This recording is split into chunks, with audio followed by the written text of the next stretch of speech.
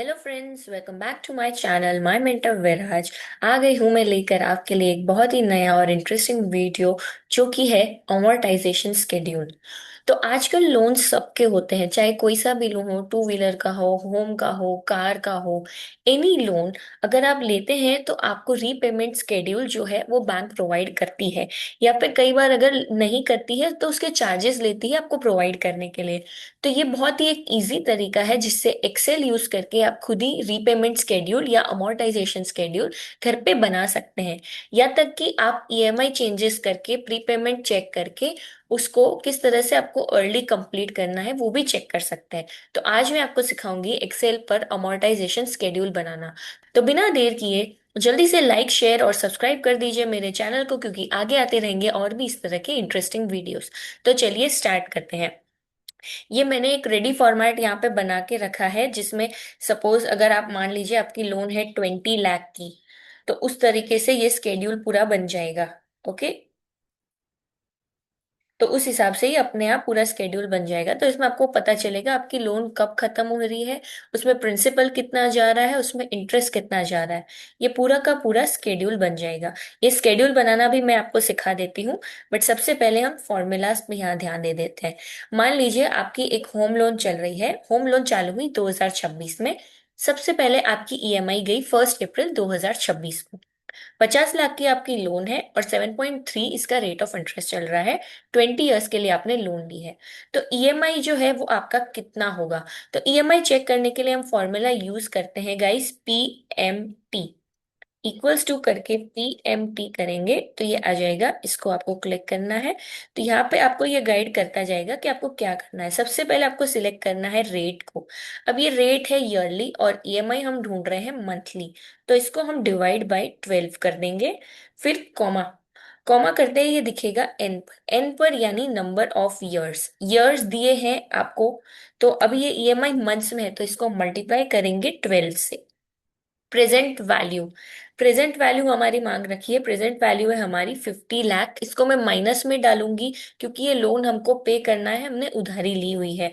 ठीक है, अगर हम माइनस नहीं डालेंगे तो आंसर नेगेटिव में आएगा, इसलिए इसको कैंसिल करने के लिए हम यहाँ पे नेगेटिव डाल देते हैं। अदरवाइज ऑल्टरनेटिवली आप उसको पॉजिटिव कंसिडर करके मूव अहेड कर सकते हैं। फ्यूचर वैल्यू जीरो, क्योंकि लोन अंत में खत्म हो जाने वाला है। और टाइप में आएगा जीरो। यहाँ पे 0 और 1 दिख रहा है आपको। 0 is the end of period and 1 is the beginning of period. अब जब आप लोन की बात कर रहे हैं और ये ईएमआई है, तो आप ईएमआई हमेशा एंड में भरते हैं, इसलिए मैं यहाँ पे 0 लगाऊंगी। ठीक है, और ये ब्रैकेट क्लोज करके आपको एंटर प्रेस करना है। ये आ गया आपका ईएमआई। ठीक है, तो ये आपका ईएमआई अमाउंट इस तरह से पीएमटी फॉर्मूला से निकलेगा। सिमिलरली अब ये चार्ट बनाना है। चार्ट में आपको मंथ ईयर्स यहाँ पे डाल देना है कि अप्रैल 2026, मई 26, और इस तरह से 20 ईयर्स तक के लिए इसको बना देना है। यहाँ पे 1 से लेके कितनी ईएमआई जाएगी, 20 है। तो यहाँ पे 240 मंथ्स का आपको स्केड्यूल बनाना है, राइट? तो इसको आपको इस तरह से ड्रैग डाउन कर देना है। यहाँ पे ईएमआई आपको यहाँ पे कॉपी कर लेनी है। यहाँ से मैंने इक्वल्स टू करके इस स्लॉट को कॉपी कर लिया है। ठीक है, ओपनिंग बैलेंस है हमारा 50 लाख। 50 लाख की हमने लोन ली थी, जस्ट लोन स्टार्ट हुई है। तो अभी 50 लाख यहाँ पे मैंने मेंशन कर दिया। अब इंटरेस्ट, इंटरेस्ट कैसे निकालेंगे? तो इंटरेस्ट हमारे पास रेट ऑफ इंटरेस्ट है, हमारे पास लोन का अमाउंट है।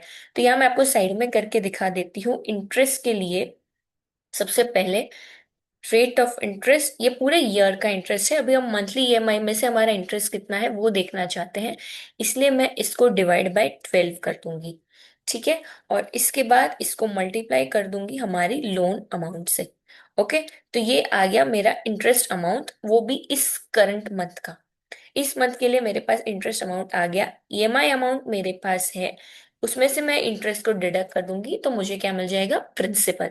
ओके, और ये हो गया मेरा प्रिंसिपल। तो अब फाइनली मेरा मंथ के एंड में बैलेंस क्या बचेगा? तो वो प्रिंसिपल डिडक्ट करके बचेगा। 50 लाख की जो मैंने लोन ली थी उसमें से ये अमाउंट बैंक इंटरेस्ट में डालेगी और प्रिंसिपल में कितना कंसिडर करेगी, ये वाला अमाउंट। तो मेरा मंथ के एंड में बैलेंस बचेगा इतना। ओके, इस महीने का तो मैंने निकाल लिया। अब अगले महीने का कैसे निकालूंगी मैं इंटरेस्ट? तो अगले महीने के लिए मेरा बैलेंस में ये कंसिडर करूंगी, जो पिछले महीने का क्लोजिंग था वो इस महीने का मेरा ओपनिंग बैलेंस रहेगा।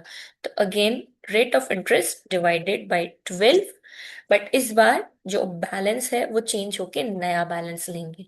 ठीक है, इस तरीके से।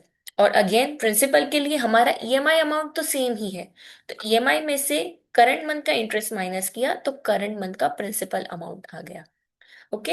एंड सिमिलरली मैंने लास्ट मंथ के जो बैलेंस था उसमें से इस मंथ का प्रिंसिपल माइनस कर दिया तो इस मंथ का क्लोजिंग बैलेंस आ गया। ओके। और इसका एक शॉर्टकट ये है कि मैं आपको जब इसको ड्रैग डाउन ड्रॉप डाउन करेंगे, ड्रैग करेंगे तो ये आ जाएगा। अभी ये इस तरह से एरर इसलिए आ रही है क्योंकि मैंने सेल्स को फ्रीज नहीं किया है, तो इसमें हमको सेल्स को फ्रीज भी करना रहता है। यहाँ पे जैसे कि ये इंटरेस्ट है E9, जब मैं ड्रैग डाउन करूंगी तो ये देखिए हर एक सेल एक नंबर नीचे चला जाता है, तो इसलिए इसको हम फ्रीज कर देंगे। यहाँ पे जाके डॉलर का साइन जब आप डालेंगे, एक ई के आगे और एक ये सेल ई के पीछे, और अब इसको एंटर प्रेस कर देंगे। सिमिलरली यहाँ पर भी, और यहाँ पर भी हमें ये फ्रीज करने की जरूरत नहीं है क्योंकि ये हम चाहते हैं कि सेल्स मूव हो। ओके। और अब मैं इसको अगर ड्रॉप डाउन करूँ, ड्रैग डाउन कर दूं, तो सारी वैल्यूज करेक्ट आ जाएगी। ठीक है, इसको आपको एक एक करके ड्रैग करने की कोई जरूरत नहीं है। Alternatively what you can do is, ये जो साइड में प्लस एरो बन रहा है या कॉर्नर में जब आप कर्सर को लेके जाएंगे, you can just pull it until the end, इस तरीके से। It works in the same manner. Okay. So ये बन गया हमारा रीपेमेंट स्केड्यूल या अमोर्टाइजेशन चार्ट। राइट, आप देखेंगे वैल्यू सेम ही आ रही है। तो ये मैंने आपको बना के दिखा दिया अमोर्टाइजेशन स्केड्यूल। अब मैं इसी तरह से आपको बता सकती हूँ कि अब अगर मैं लोन लेती हूँ 2 लाख की, उसका रेट ऑफ इंटरेस्ट मान लीजिए है 8%, तो उस हिसाब से एक बार ये स्केड्यूल आपका बन गया तो ये वैल्यूज आप देख रहे हैं ये ऑटोमेटिकली चेंज हो जाएगी। इसी तरह से अगर मेरी 10 लाख की लोन है और रेट है मेरा 10%, तो उस हिसाब से मेरा ये आ जाएगा। और ये जो ईयर है वो भी मैं चेंज कर सकती हूँ कि मान लो ये 5 साल की लोन है। ओके। तो यहाँ पर ये जो फॉर्मूला है, इसमें जो ये 20 ले रखा है उसको मैं करेक्ट करके कर दूंगी 5। ओके, इस तरीके से। या फिर इसका हम सेल कर सकते हैं change, we can select this cell here and press enter, and now it will automatically change. तो अगर मैं इसको 5 की जगह यहाँ 10 कर दूं तो वैल्यूज उस हिसाब से चेंज हो जाएगी। अगर मैं 5 साल की लोन कर दूं तो ये उस हिसाब से चेंज हो जाएगी। तो जब मैंने 5 किया तो मेरी लोन आप देख रहे हैं यहाँ खत्म हो जा रही है। ठीक है, तो इसके नीचे की वैल्यूज हमारे कोई काम की नहीं है। अगर ये लोन 5 ईयर पे खत्म हो रही है, मेरा क्लोजिंग बैलेंस 0 है, तो मुझे यहीं तक कंसिडर करना है। ओके। तो अब इस तरह से कोई भी आप लोन लेते हैं तो उसका रीपेमेंट स्केड्यूल आप अपने हिसाब से खुद ही बना सकते हैं इजीली, कुछ मिनट्स में। ओके।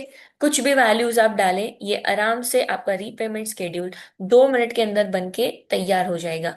फर्स्ट टाइम आपको 5 मिनट लगेगी एक्सेल में जब तक आपका थोड़ा बैठे एक्यूरेसी या ड्रैग डाउन करने में।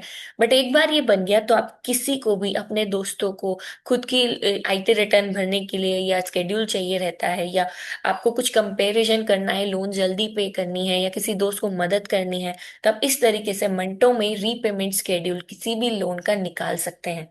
तो आई होप आपको आज की वीडियो अच्छी लगी। अगर अच्छी लगी है तो बिना भूले लाइक शेयर और सब्सक्राइब जरूर करिएगा।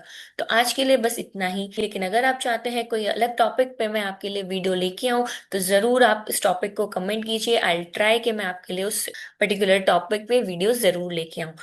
तब तक के लिए बाय बाय गाइस।